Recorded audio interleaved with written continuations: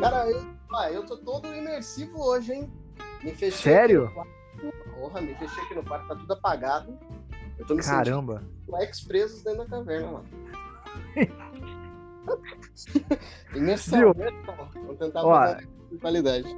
tá, maravilha, maravilha. Você vai ser tipo Heath Ledger com o Coringa.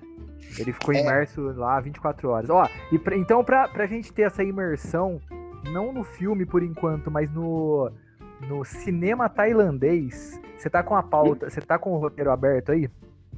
eu gravo ou eu deixo o roteiro aberto. Pera aí, rapidão. Deixa eu ver se dá pra fazer os dois. Vê se você consegue, por favor.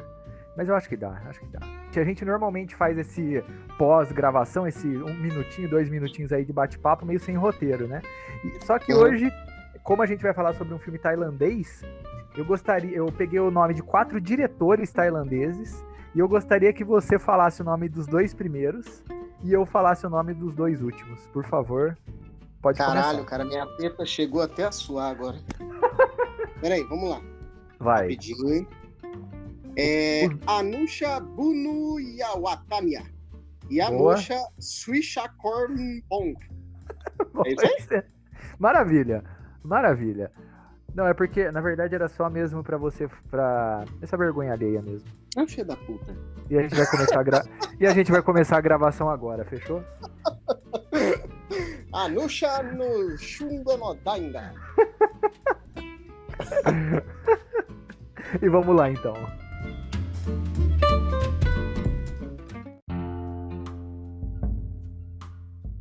E aí, rapaziada, eu sou Éder de Oliveira e estou novamente aqui com... Alessandro Anusha Swinjumandanga Oliveira. E aí, meu garoto, tudo beleza? Tudo tranquilo? Já secou as tetinhas, já? Tudo seco, pronto para falar em cantonês o resto do programa. É em cantonês ou é tailandês mesmo? Não, acho que é tailandês mesmo, né? Ah, tá. Eu acho que é. E aliás, eu não coloquei essa parada aqui no nosso roteiro, mas, Alessandro, o que você acha? O que você achou do idioma dos caras no filme? Aliás, a gente vai falar hoje sobre um filme chamado Milagre na Caverna. O cara que caiu de paraquedas agora, ele fala assim, maluco, qual o tema desse podcast? Os caras falam assim, já começou. Viu? Deixa eu voltar um pouco que eu acho que eu perdi, né? Desculpa, eu causo isso mesmo. Esse desvio de atenção, foi mal. Mas então a gente vai falar sobre o filme Milagre na Caverna. E depois a gente especifica direitinho, agradece a distribuidora, enfim. Mas o que você achou do idioma falado, do tailandês? Cara, não me incomodou, porque eu já tô acostumado a consumir filmes tailandeses com idioma de lá, né? Caralho! Caramba! E filmes brasileiros com idioma em português também, né? Ah, não entendi. Filmes brasileiros com idioma em português, falado em português também, né? Exatamente. Eu tô bem... Não, porque assim, porra, eu vou consumir um filme da Tailândia, eu poderia ter posto dublado. Né? Claro, sem dúvida, eu tô enchendo mas eu gosto do áudio original, geralmente, das obras, né? Então, por exemplo, os animes, a versão Vision do Star Wars, eu tô vendo em japonês, afinal, é anime, então eu gosto de ver em japonês. Este filme, com áudio original, já não me incomodou muito por conta de espíritos, né? Espíritos, Song Back, eram filmes que eu já tinha consumido. E lembra bastante, não sei, posso estar falando mó groselha aqui, mas não lembra meio, não é Coreia do Norte, assim, meio, sabe? Não tem uma vibe, não tem lembra, eu acho que lembra um pouco isso mesmo, Coreia, aquele final, né? Alguma coisa assim, né? Os caras tipo fazem... assim, o chinês, desculpa, gente, eu sei que pode parecer ofensivo, mas eu ouvindo, parece que é uma música, né? Ele fala meio... Isso. Não é ofensivo, sei lá, é assim que eu ouço mesmo. Mas é que já o coreano, ele tem um pouco mais de propriedade, mas termina ainda com uma sonoridade, mas ele é um pouco mais forte, parece.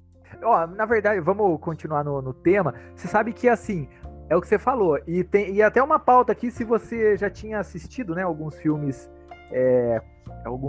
tailandeses e Tem uma tal, né? pergunta, né? Tem Exatamente. uma pergunta. Mas não é isso que você estava falando. Apesar de eu já assistir também Espíritos, assistir o Ong Bak, o próprio Protetor, que é com o Tony Jaa também, é, eu tenho a impressão de que o, o idioma, o tailandês falado nesse filme parece que é um pouco mais pesado, um pouco mais puxado. Eu acho que o countryside, sabe? Tipo, do interior mesmo, ou do Pode núcleo ser. mais central mesmo da Tailândia. É sério mesmo, porque, tipo assim, porque quando tu pega os atores aqui do Brasil que vão fazer alguma participação e falando português num filme americano, eles vão pegar um carioca. Aí o cara vai falar, pô, tu acha que tu pode fazer assim, sabe? Vai falar dessa forma. E aí os caras vão ver um filme que aconteceu, sei lá, em Minas. E aí, quando o cara vai estar falando, ele vai falar, Weissel, o que tá acontecendo nesse trem aí, tio? Aí, sabe, vai ser um negócio totalmente distoante. Sim. Então, eu acho que pode ser dentro, isso. Acho que a região da Tailândia não é mainstream. Pode ser. Pode ser. Não, e é o que você falou, dentro do nosso próprio cinema, né? Você pega, por exemplo, Cidade de Deus é diferente o idioma, o sotaque e tal. A sonoridade é diferente de um cine Hollywood, que é diferente do Lobo Atrás da Porta, por exemplo, né? O Alto da Compadecida, não lembra nada da Tropa de Elite, pode crer. Exatamente. E, Alessandro, quais os melhores filmes que se baseiam em tragédias reais que você já assistiu, cara? Mano, eu não pesquisei essa pergunta, não. Mas, assim, o que eu mais me lembro até hoje é o Vivos, né? Putz, verdade. Bom Ele filme. É um excelente filme que até hoje eu acho que a história, por ser extremamente pesada e muito bem retratada, né? O Ethan Hawke faz o filme, né? Novinho, né? Caramba, verdade. E é uma história pesada, uma história densa. Então eu acho que baseada em fatos reais, assim, de tragédia, eu acredito que esse seja o que mais... Primeira opção, sabe? Vem na cabeça, é este. E aí eu gosto muito eu não sei se aí conta como tragédia, eu acho que não. Mas na Natureza Selvagem, porque ele fica preso lá, ele fica perdido lá. E este filme, ele é uma epifania, assim. Depois que eu vi que a história ela é tão bonita, não por conta do falecimento do rapaz, mas ela é tão bonita por conta do que ele entendeu da vida, né? Então, acho que são esses filmes que o resgate é importante, né? Como a gente vai falar do Milagre da Caverna, que parece título do filme pornô da Gretchen, mas não é. Você vê que a humanidade precisa, às vezes, passar por certos momentos e ver como que pode se dar valor para a vida.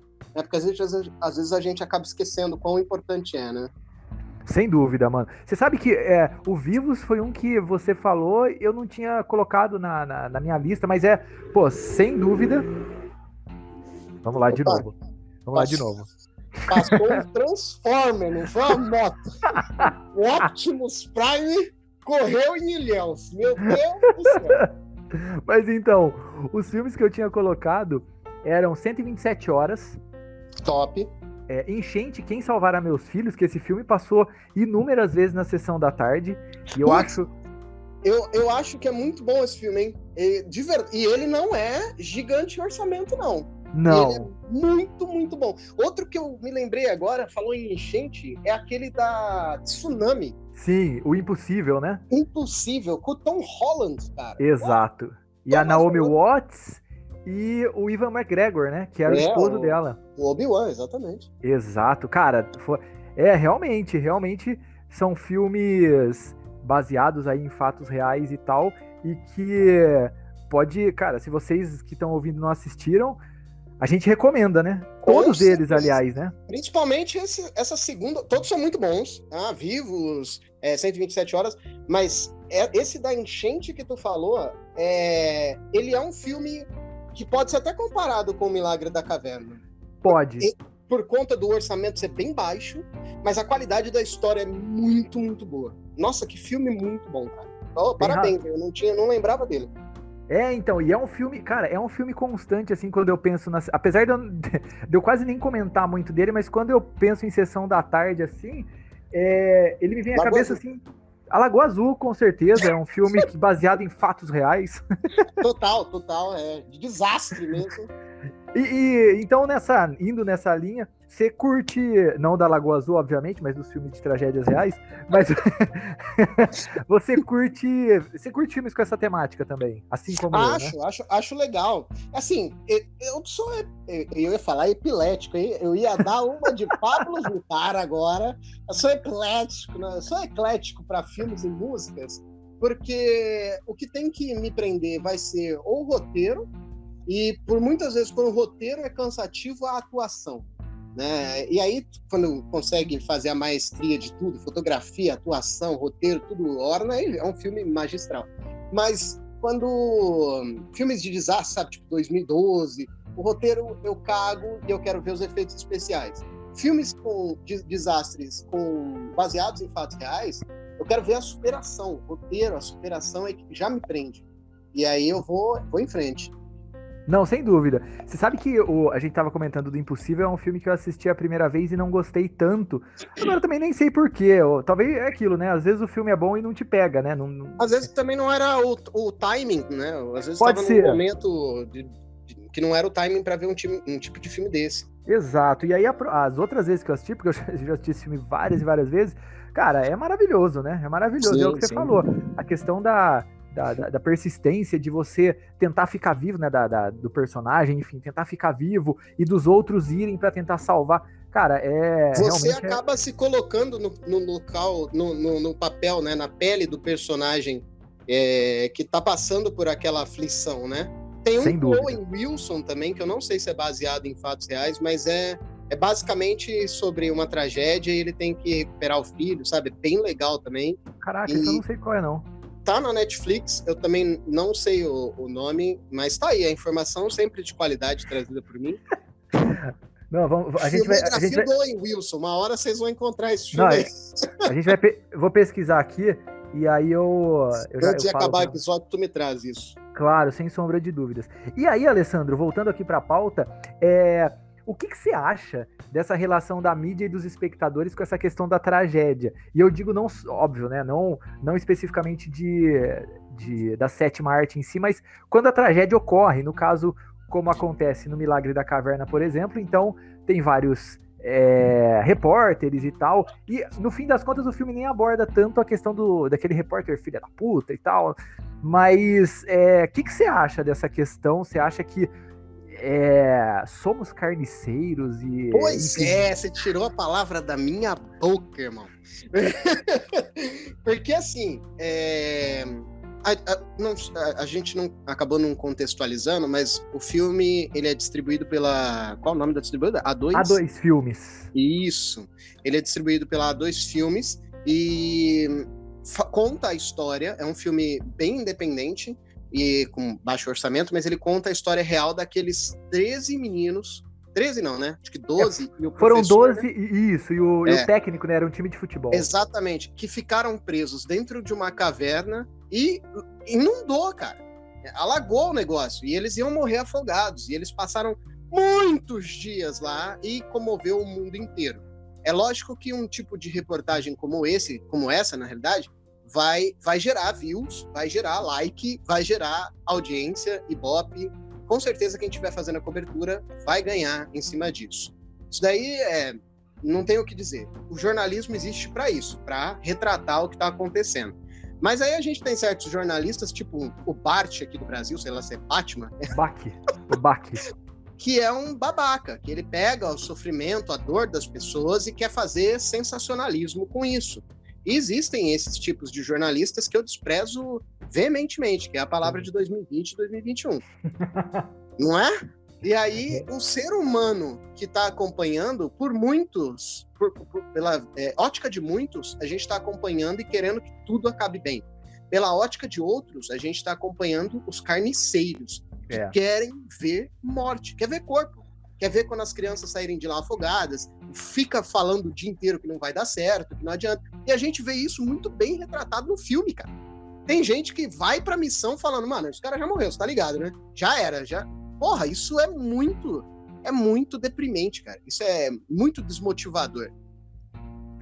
Não, com certeza, com toda certeza. Mas, e você tem toda a razão. A questão dos jornalistas... Eu sei. Afinal, E defendendo o meu lado de jornalista, eu acho que, assim como todas as outras profissões, existem, né? Os caras que trabalham com a ética, né? Debaixo do braço e tal. Isso. Só que existem aquelas outras pessoas que têm a ética lá longe e ele faz o que pode para garantir o dele, né? Com certeza. É o que você falou. Então, aqui no Brasil, por exemplo, o Bach, o próprio Siqueira Júnior, que a gente comentou, Sim. No episódio sobre o caso Evandro. Enfim, cara, eu acho que existe, é isso que você falou, existem, lógico, tanto a questão dos jornalistas quanto dos espectadores que são carniceiros, mas também é que eu acho que depende também do ponto de vista, por exemplo, na questão do jornal, como ele tá abordando o tema, como ele tá abordando a tragédia em si, né? Eu acho que tem essas vertentes também. Também, né? Exatamente. É isso que eu te falei. Tem uns que estão ali fazendo o trabalho de retratar o que está acontecendo, de mostrar algumas falhas governamentais. Tem uns que estão ali para ver isso daí. Está sendo feito tudo? Porque os pais estão querendo saber. Então é importante. O trabalho do jornalista e da mídia em geral é mega importante. Mas é lógico que uns podem aumentar uma coisinha ou outra, sabe? É isso que você falou, é a ética do profissional. Porque todos aprendem da mesma maneira. Agora, ganhar dinheiro, nem todo mundo ganha da mesma maneira, cara. E falando em carniceiros e tudo mais, uma dica de filme que tem essa pegada e tem esse... O Abutre, né? O Abutre, com o Jake Gyllenhaal, que, rapaz, que ele vai até as últimas consequências, ele forja, na verdade, ele muda a cena do acidente, enfim. Delegado da Cunha aí, pô. É um filme inacreditável. Não é? Cara, tem que ter a ética militar, a ética profissional, a ética de segurança, a ética jornalística, porque ele tá fazendo um trabalho de jornalista sem diploma, e nada disso é respeitado. O cara forja, o cara reinventa a cena, o cara faz isso, o cara faz aquilo. No relatório tá um jeito, mas no vídeo tá outro. Exato. É isso aí, né? Não é só no Brasil, mas aqui tem de monte, hein? De monte. Com certeza, viu? E só pra terminar esse primeiro bloco, o nome do filme do Owen Wilson é Horas de Desespero. Muito obrigado, senhor Éder de Oliveira, pessoal. Por favor, aplausos. Esse cara é incrível. Então, Alessandro, depois desse nosso primeiro bate-papo aqui nesse primeiro bloco, logo após esse intervalinho, essa vinheta, a gente volta pra comentar aí sim, mais especificamente sobre Milagre na Caverna.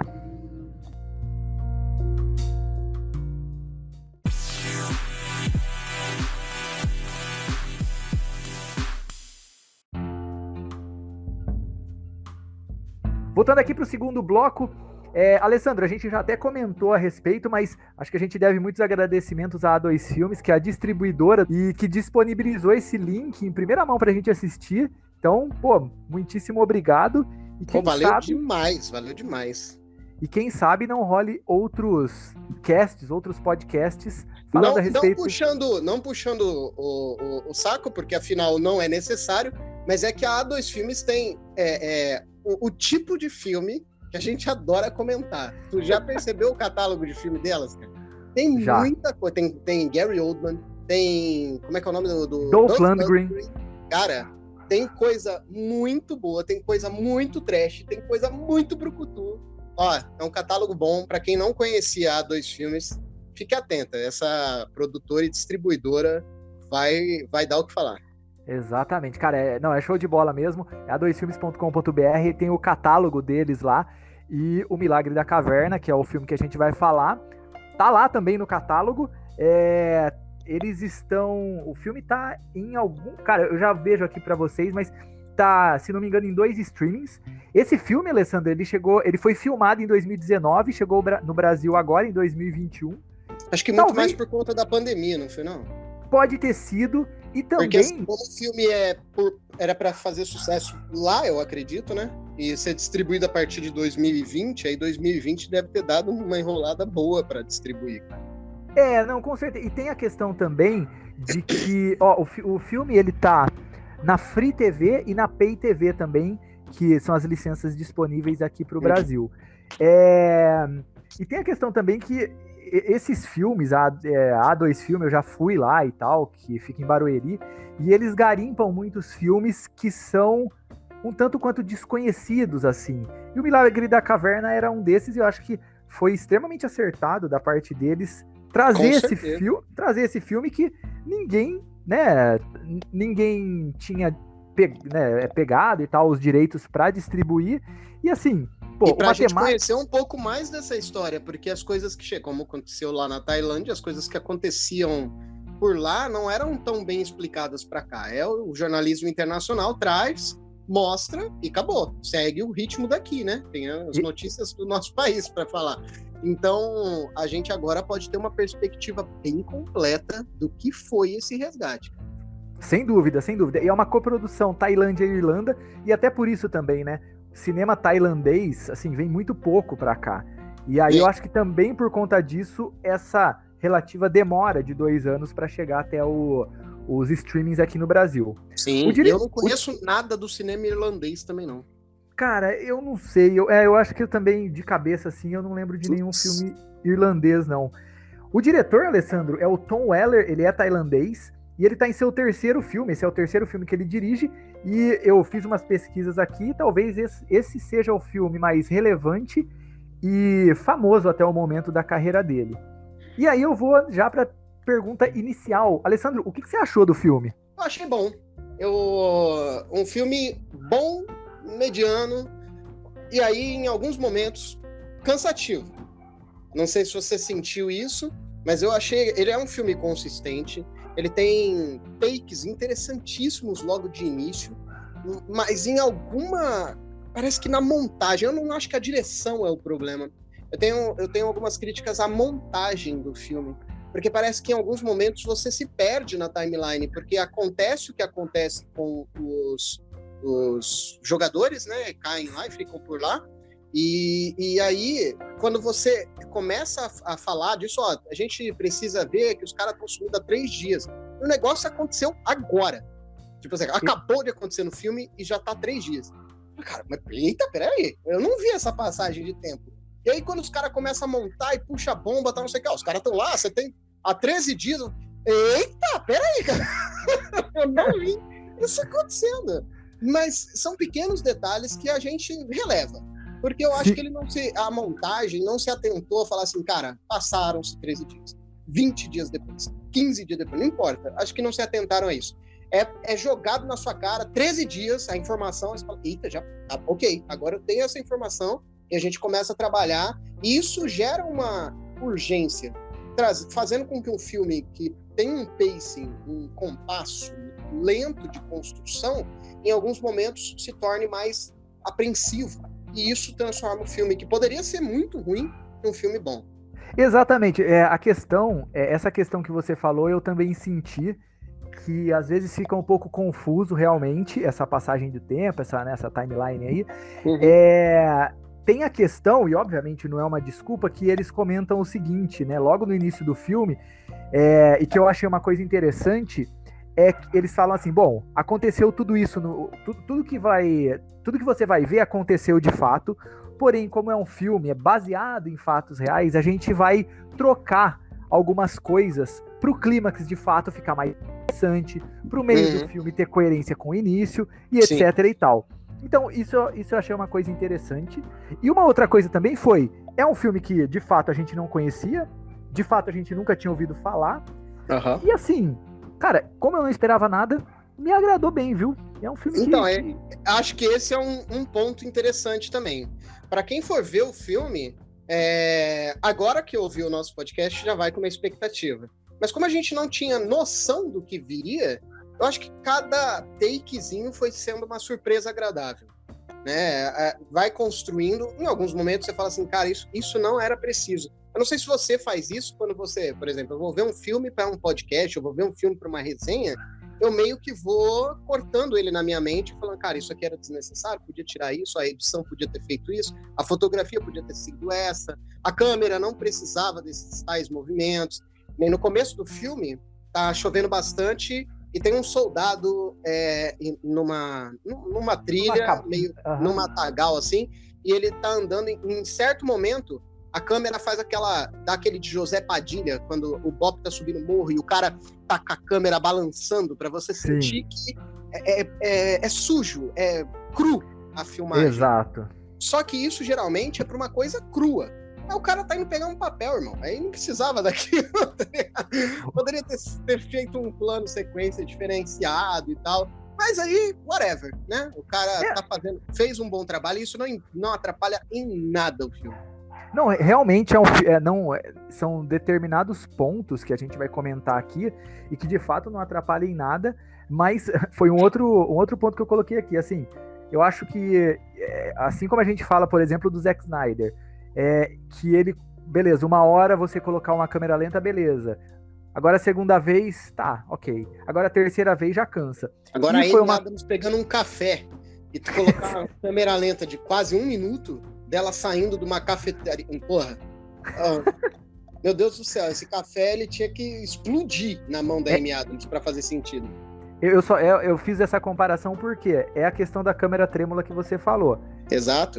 Ele é usado, tem determinados pontos que o diretor Tom Weller usa, e é legal, fica interessante, mas faz sentido, né? Faz sentido, mas usado a exaustão também cansa, sabe? Cansa um pouco, foi uma coisa que eu realmente senti também.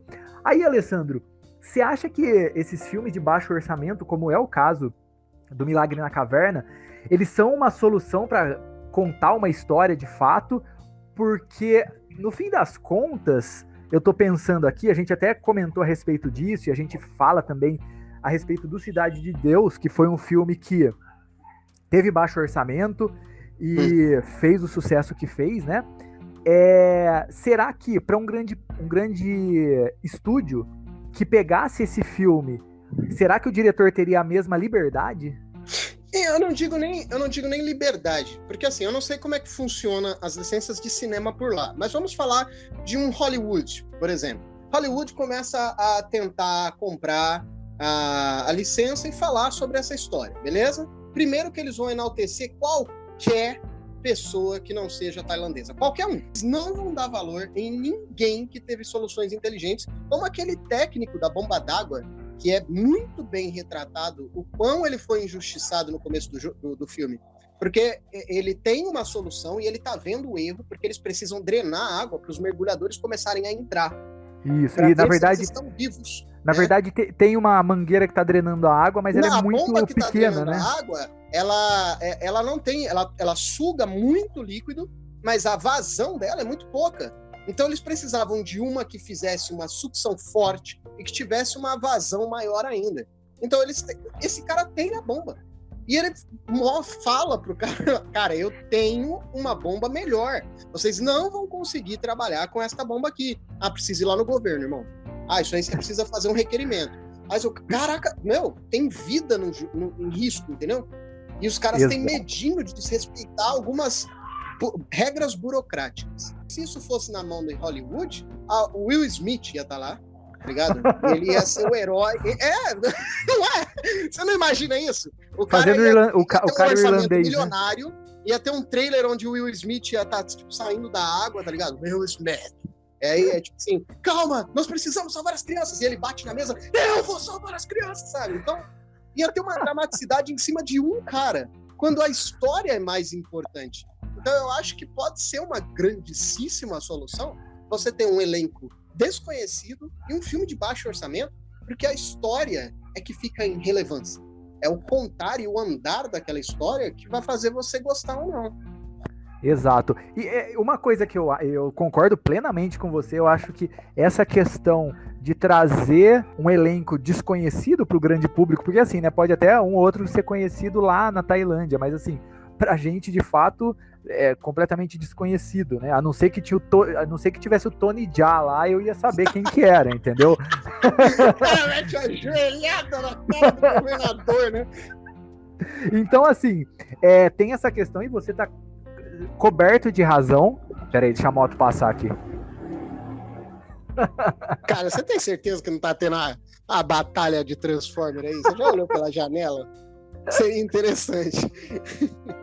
Mas então, voltando aqui, tem a questão também de que eu acho que o roteiro, ele poderia ter tido um equilíbrio um pouco maior entre mostrar os garotos dentro da caverna e mostrar o que tá rolando lá fora. Até tem, tudo, né? A questão daquele senhorzinho das bombas, depois a questão, mostrar um pouquinho dos garotos, como que eles estão, passando fome e tal. Isso. Depois mostrar um pouco dos mergulhadores, porque já saindo desse tema do grande público e tudo mais, eu senti que o roteiro, ele dá muita importância, e eu acho muito legal e tal, você dá importância para os bombeiros e tal, mas o foco principal, eu diria assim, que são as crianças, fica meio em segundo plano, né? Pois é, eu não sei como que foi a repercussão deste caso por lá. Eu fiquei muito tocado, muito emocionado, porque o mergulhador, ele veio a falecer, né? Um dos mergulhadores. Um dos mergulhadores veio a falecer, ele deu a vida para salvar. E eu acho que isso é que ele tenta evidenciar em algum momento no roteiro. Ele começa a trabalhar isso aqui, olha como esses caras são importantes, olha como isso é importante, olha como eles se dedicaram, olha isso. Porque eu não entendo a história incrível de Vitória, claro, que tem todos ali têm seu papel de importância, mas a incrível história de Vitória, para mim, é desses moleque com o professor. Porque pouquíssimas cenas deles tomando água, daquela goteirinha, poderia ter trabalhado o pânico das crianças de estarem presas em um lugar, o choro, o medo, né? Como eles iam se fazer as necessidades de higiene, como eles estavam atrofiando e definhando. Não é verdade? Você não ia ficar mais comovido com isso? Não, e até porque também tem a questão de que quando, é isso que você falou, quando aparece o garotinho pedindo água para o professor, tem a questão da fotografia, eles usam muito bem a iluminação, ou a falta da iluminação, né? A iluminação só da lanterninha do professor, exato. E aquele desespero para você falar, mano, o moleque tá tomando água de gota em gota. Então, assim, o Tom Weller, o diretor, óbvio, ele sabe usar tudo isso e essas trucagens do cinema. Só que é isso, né? Ele poderia fazer mais disso, que aí sim o filme ganharia ainda mais valor, né? E outra coisa, quando ele chega nesse ponto de água, é dito no roteiro daquele modo bem rápido e na sua cara, já estão lá 72 horas. Né? É bem no começo do filme essa situação. E aí eu falei assim, caraca, eles estão 72 horas com lanterna ligada? É a melhor Duracell do mundo. Então, assim, esses dramas que o cara, tipo assim, vamos ter que apagar a lanterna, e aí poderia ter posto um som de morcego, obviamente não poderia não ter nenhum morcego, mas põe um sonzinho que é pra gente falar assim, putz, ainda tem a vida animal neste lugar, né? Ainda tem caraca, a fauna daí deve ser perigosa. E tudo isso é para causar mais tensão, para manter o espectador mais assim, atento, literalmente, né? Mais preso na tela. E sem contar que eu acho que, por exemplo, assim, se você tem mais tempo dos garotos, você não precisa colocar nem a questão, por exemplo, dos morcegos. Você coloca uma trilha aquela trilha mais retumbante, aquela trilha que mostra mais suspense, e é isso que você falou. Você não... É isso que a gente tá falando. Não que o filme não tenha isso, mas ele poderia trazer mais suspense, ele poderia trazer... fazer com que a gente se importasse ainda mais com essas crianças e com esse professor. Quer ver uma cena que ia ser incrível? O cara segurando a lanterna, porque ele chega a falar depois, né? Nós vamos ter que desligar a lanterna um pouco, porque senão a gente vai perder bateria. Mas seria muito legal se ele não falasse isso, ficasse um bom tempo, uma lanterna pelo menos ligada, e quando começasse a falhar, o grito das crianças ecoasse. Lógico que não ia ser ouvido lá fora, mas assim, ecoasse para eles, aberto, né? Sabe? E aí é pra gente ver o como que eles estão em desespero lá. Não, parece que eu tô falando mal do filme, mas é que tem tanto material que poderia ter sido trabalhado de tanta maneira diferente, e ele resolveu fazer uma coisa mais, a meu ver, mais simplória e mais dedicada a outros nichos que estão participando daquela história ali, a não ser os moleques, né? Exatamente, mas agora um ponto que eu tenho que colocar e que eu achei muito interessante é a questão da utilização dos não atores. Porque assim, cara, você sabe que tanto o mergulhador, que é o irlandês, ele de fato participou, né, de toda a operação. Do resgate, exatamente, né? Isso. Uma hora, né, cara? Aquele senhorzinho das bombas, né, que ele faz todo o trâmite das bombas, ele também participou, esteve lá, enfim. Ele é real também? Ele é real também. Assim, ele é real. Eu sei que o cara tá lá, mas é que ele é o mesmo cara que tava no dia. Exato, ele é o mesmo cara que tava no dia. Logo, eu acho que você não viu o pós-crédito, talvez, mas no pós-crédito aparece esse senhorzinho comentando a respeito de como foi, etc e tal. E falando que ele o que aconteceu mesmo, ele só voltou porque aquela senhora ligou pra ele desesperada e que aí o sobrinho dela tava lá dentro, né, cara? Isso, exato. E aí, cara, o irlandês que faz que de fato foi o mergulhador, ele é muito bom ator. Eu achei ele bom ator, cara. E ele não é ator. E ele não é ator, entendeu? Ele mandou bem, velho. E tem a questão, eu achei muito engraçadinho que o senhor da bomba, toda vez que ele, tipo assim, alguém chegava e falava, você precisa pegar o seu crachá pra entrar aqui. Ele coça a cabeça e eu achei fantástico. Porque daí você vê, é o cara que não é ator e tá lá, mas ele tá se esforçando, entendeu? Mas ó, vou te falar a verdade, eu consegui entender o que ele tava passando. Porque cada vez que ele coça a cabeça, pra mim, ele queria falar assim, porra, vou te tomar no cu, rapaz. Eu tô com um negócio aqui na minha mão. Porra, enfia essa bomba na bunda da tua mãe, desgraça. Vai, se entendeu? Porque ele coça com raiva, sabe? Ele vira assim, fala, cacete. E aí ele vai embora. Ele desiste do negócio, né? E aí, quando ligam pra ele, orgulhoso. Ele tá orgulhoso. Ele não atende, mas quando finalmente ele atende, é a mulher falando assim, eu comprei toda a atuação dele, tanto que eu estou surpreso que ele não tenha sido, não é ator de lá. Foi bem pra mim. Não, eu também gostei demais.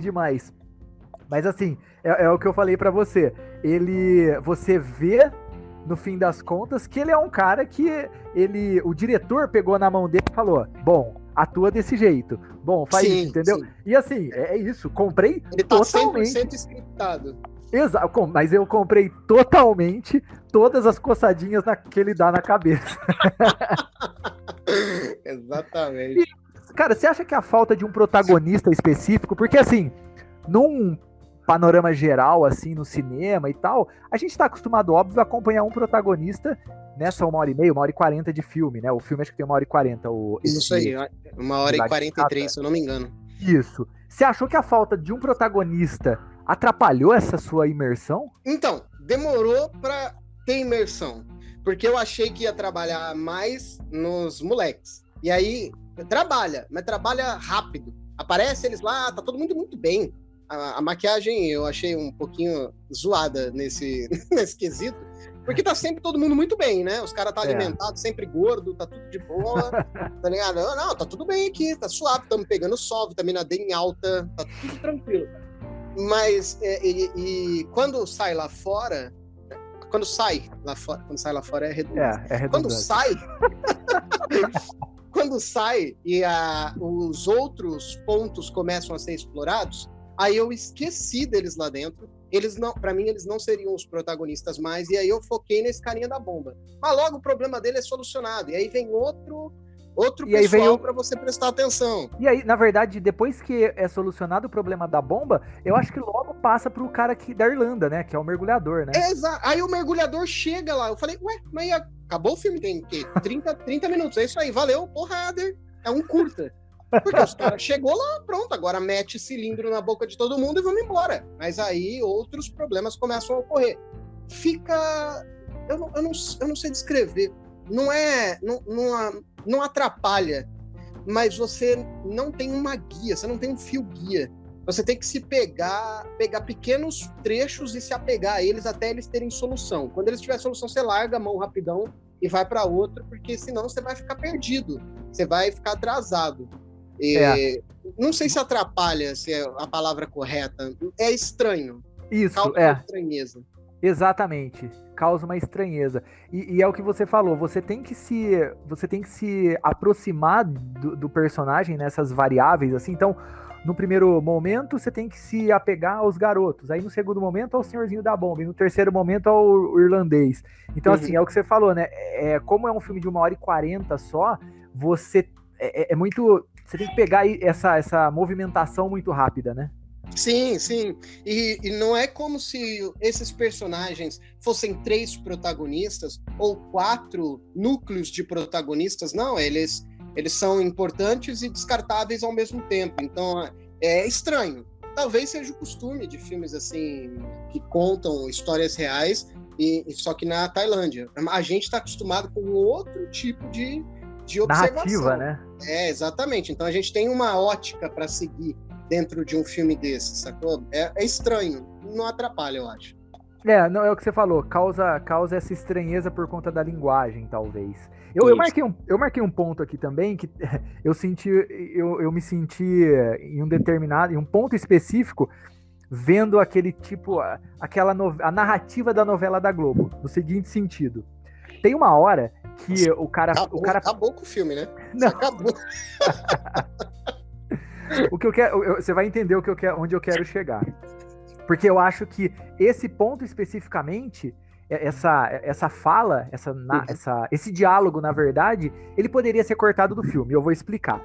Tem uma hora, vamos lá, tem uma hora que o senhorzinho ele já ajeitou a bomba, a água tá saindo lá, e aí ele fala: olha, as plantações de arroz do pessoal, infelizmente, eles vão perder, né? As plantações vão alagar e tudo mais. Ai, e aí, chega uma assim, você sabe qual é, né? Chega uma senhorinha e fala: bom, eu vou pegar arroz, acho, pro meu neto. Aí daqui a pouco ela para, olha assim, e tá tudo alagado. Aí ela chega e fala pra ela mesma: eu acho que a gente vai ter que semear tudo de novo. Semear tudo de novo. Então, assim, o que eu quero dizer é, ela não precisa falar pra ela mesma. Não tem ninguém lá do lado dela. Eu dessa cena, cara. Não, mas eu acho até, beleza, eu até entendo pelo seguinte...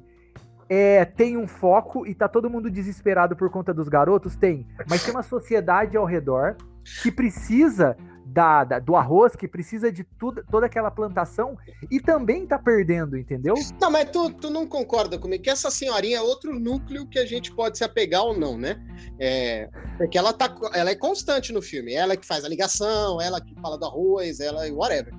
Se não for a mesma pessoa, de verdade... Tem trigêmeas nesse filme, porque é tudo igual.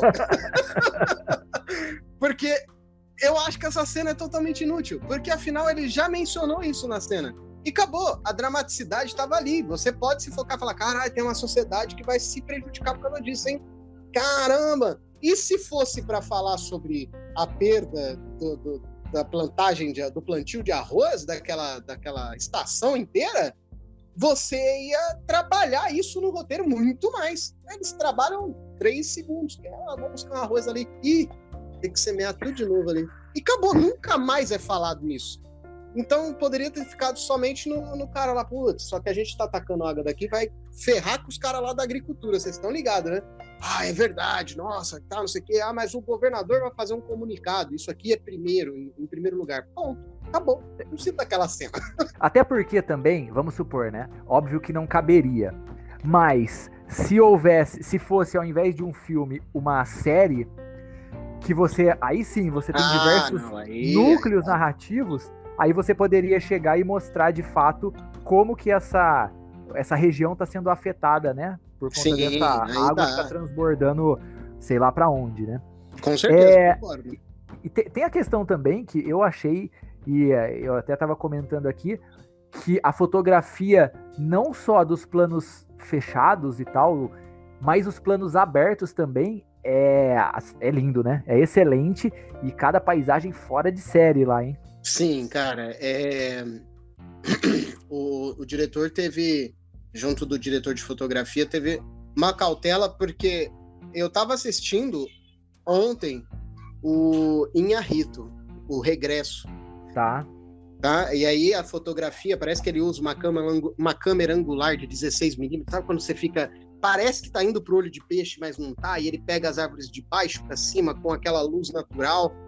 E quando eu fui assistir esse filme hoje, eu senti a mesma qualidade, só que com pouquíssimo orçamento, porque parece que muitas vezes a fotografia é natural.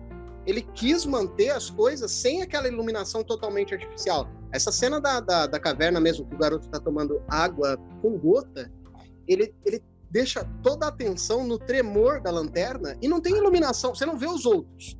Você só vê esse instante do cara segurando a lanterna tremendo, ou seja, o cara também tá passando por uma abstinência ali de água, de comida, ele também tá mal. Isso, as fotografias são muito bem planejadas. São. E não só, voltando a falar na questão dos planos abertos, não só da Tailândia, né, que tem parece que tem algumas cenas que parece que foram filmadas com drones, alguma coisa assim. Mas na Irlanda também, né, logo quando você conhece aquele mergulhador, né? Cara, então tem uma cena, tem um take assim de cima pra baixo, pegando tipo as montanhas e logo depois pega ele mergulhando de fato. É impressionante. Eu achei bem legal e foi uma das coisas que eu de fato não esperava pra um filme, é o que você falou. É um filme de baixo orçamento e tal, mas com uma qualidade, poxa, bem interessante. Muito interessante. As transições de cenas também são muito bem organizadas e orquestradas. Tá interessante. Tirando essas montagens de tempo que ficam confusas, o filme tem uma qualidade técnica primorosa, muito boa mesmo. Esse diretor, eu não conheço, mas eu tenho certeza que o diretor do Parasita, por exemplo, ele não começou arregaçando. Ele teve que vir aos poucos, fazendo coisas menores, e se destacou. Se esse cara continuar com essa qualidade técnica, com certeza em breve ele consegue contar uma história e ter um toque autoral maior, entendeu? Sem dúvida, sem dúvida. E tem a pegada também de que assim, ele estava, entre aspas, preso num roteiro que é baseado em fatos reais. Então, assim, beleza, eu posso alterar uma coisa aqui e outra ali, do todo que ocorreu, mas no fim das contas ele acaba ficando um pouco preso, né? Ele não pode, entre aspas... É um assunto muito delicado também para se tratar, porque se você acaba excluindo ou tirando uma coisa que era importante para alguém, vixe, vai dar um BO enorme, não é? Então você acaba ficando, sim, preso ao roteiro original, afinal, é a realidade, mas as modificações que ele fez, você acaba nem percebendo quais são. Então, porque o que eu acho, uma modificação que talvez ele possa, ele tenha feito assim, é a do último professor, o treinador, na verdade, que o cara leva ele e ele é o único a apresentar ele acorda no meio do caminho lá e ele fica desesperado e aí o mergulhador tem que dar outra injeção pra ele dormir e tal, né? Outro, acho que sei lá, calmante, sei lá o que é. Então, assim, o que pode ter acontecido? Bom, não foi ele que acordou no meio do caminho. Pode ter sido um outro garoto. Então, ele fazer essas pequenas alterações. E assim, eu tô falando supondo, tá? Eu não sei o garoto pode nem ter acordado, mas ele quis dar uma dramaticidade também, maior. Também. Exato. Essas pequenas mudanças não vão fazer mal à história real, né? Agora, excluir um personagem, tirar alguma coisa muito importante... Então, ele tinha um material que ele realmente, você falou certo, ele estava preso, mas ele conseguiu trabalhar esse material com autoridade. Ele fez tudo. É ficar atento, é Tom Weller, deixa eu ver. Tom Weller. Ficar atento a esse nome aí, vamos ver esses próximos projetos dele. Uhum. Uma outra coisa que eu achei super interessante também é que, além da questão dos mergulhadores, da prefeitura lá, do governo e tal. Do arroz. Tem a questão também... tem a questão também da fé das pessoas, né? Então, dentro daquele ambiente todo, tinha verdade, tipo... cara. Eu decorei a musiquinha que eles estavam cantando pra Phnom Penh. Acho que é assim o nome que fala. Cara, eu esqueci agora, mas eu decorei. Exatamente. Tem a parte religiosa também. Então, que muita, né, muita gente se prende, e eu achei super importante eles pontuarem isso, porque é extremamente diferente da religiosidade, enfim, que a gente está acostumado aqui, claro, né? Sim, e eu vou te falar que se fosse um roteiro americano ou brasileiro, aqui no Brasil ia ser uma mulher segurando um terço e indo para a igreja. Só, é isso, mais nada. Não ia ter nada trabalhando nisso. E para você ver como é importante ele ressaltar isso, porque deve ter sido importante para as pessoas que realmente acreditavam que isso é que ia dar forças. E ele deve ter sido uma dessas pessoas. E essa movimentação deve ter sido nacional. né? As pessoas devem ter se movimentado religiosamente em prol dessas crianças. Então, isso é importante para o roteiro. E ele manter isso, além de ser corajoso, porque ele vai atingir outras pessoas, né? A nossa nação não tem noção da religiosidade tailandesa. Sim. Mas ele manter isso é importante para a gente entender qual o tamanho da comoção que isso estava causando. É importante, eu achei muito bom, verdade, bom ponto você ressaltar. Peraí, tá passando a moto de novo. Tá, ouviu? Acho que é a mesma. Bumblebee agora. É a mesma moto. O cara falou, quinta-feira tem gravação. Vou passar lá. Passa 12 vezes lá. É. E, ô Alessandro, chegando ao fim, só para pontuar que, além da questão dos atores que estiveram de fato lá nessas buscas e tal, as filmagens do filme, elas aconteceram bem próximo do local do incidente, que é o chamado Parque Nacional Tham Luang. Uhum. E, então, eu acho que também tem essa questão de que, bom, se você monta uma locação que simule aquele parque, é muito diferente de você estar lá de fato e gravar as coisas e até ter essa ambientação, né? Aí é matar dois coelhos com um tiro só. Isso. Pensa bem, para a mídia do país dele, ele já fez a bilheteria do filme dele ali. Porque, né, ele alcançou o interesse das pessoas. Cara, estão filmando na mesma localidade, o diretor corajosíssimo foi lá, levou pessoas que participaram. Então é um puta marketing. Parabéns, Tom Weller, você mora no meu coração. É o Willer? Mora no coração, já é esperto pra caramba. Segundo, que ele consegue trazer a emoção necessária para aquelas pessoas que não eram atores, mas viveram a adrenalina e a frustração de estar trabalhando naquele local todos aqueles dias. Então, ele consegue espremer de coçadinhas de cabeça a mergulhadores que atuam muito bem tudo o que um não ator pode dar. Entendeu? Eu acho que ele matou dois coelhos com um tiro só. E você sabe que eu acho que ele tem a questão também do ambiente, porque de uma forma ou de outra o ambiente acaba carregando ou fica toda aquela... Não é tristeza pelo rapaz que morreu, o mergulhador. Da memória, né? Exato, e eu acho que por conta disso, mesmo as pessoas que não participaram, e óbvio, todos os tailandeses sabiam da história e tal, eles trazem um pouco disso, sabe? Eles trazem um pouco talvez dessa memória, talvez desse episódio. Ah, nossa, aquele dia, o ator, por exemplo, deve pensar, bom, putz, aquele dia que eu descobri que tinha esses 13 garotos lá, eu tava fazendo determinada coisa, e agora eu tô aqui no mesmo parque, ou próximo do parque, gravando. Então, assim, a emoção, a comoção também pode gerar uma coisa mais interessante ainda do que se você retratasse numa locação fora dali, né? Se ele fizesse uma cenografia muito similar, né, só que em um local mais afastado, ia exigir muito mais, além dos custos, né, do custeio e tal, porque eu acho que aí, quando você vai utilizar um local como esse, deve ter algum tipo de permissão, mas eu não sei se tem algum tipo de taxa, não sei aqui no Brasil, não sei muito menos na Tailândia, mas é que toda a parte de comoção que tu disse já tá ali, já tá estipulada, já faz parte. Tá embutida ali, local, né? Exatamente. E Alessandro, de 0 a 10, qual a nota que você dá para Milagre na Caverna? Olha, eu vou dar um singelo 6. Ele passa um pouco da média, ele é um filme bom, passa um pouco da média para mim na parte técnica, e por ser um filme que eu julgo independente, é extremamente corajoso de colocar certos elementos, como a religiosidade, como explorar mais a parte burocrática da história, isso é corajoso, o roteiro se atentou bastante a isso, e o cara tem muito talento. Você fez inimigos aí? Você tá bem? Porque eu acho que tem uma gangue de motoqueiros cercando você. Me procurando, né?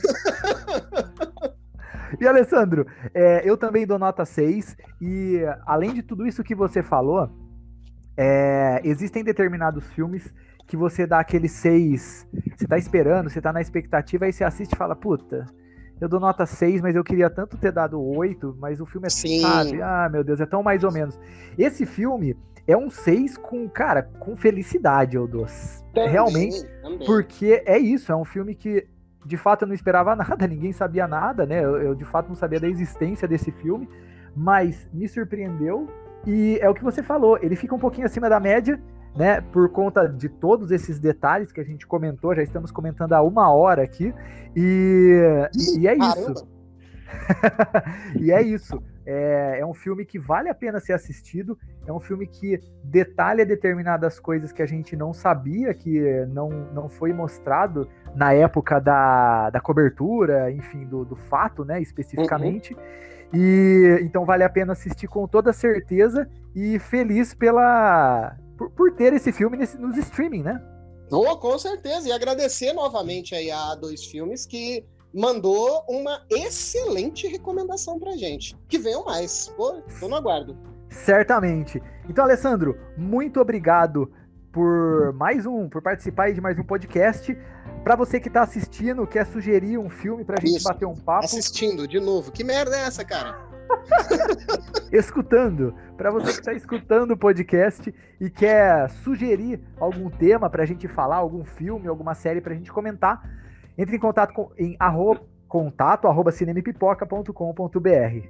É isso aí, se você tiver algum podcast que a gente quer assistir, você entra em contato aí. Então, um forte abraço e até o próximo episódio. Valeu, até mais. Um abraço, Moreno. Até a próxima.